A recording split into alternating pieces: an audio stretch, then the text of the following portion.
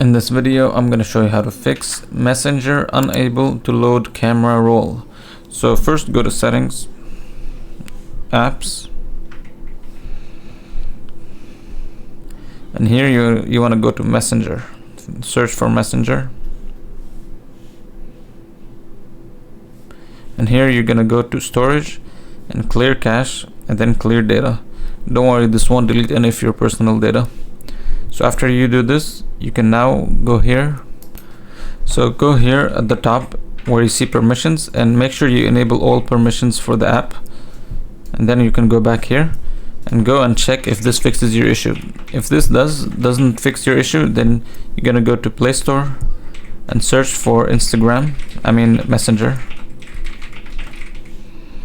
and check if the Messenger app needs an update. As you can see here, it does need an update, and updating it might fix your issue.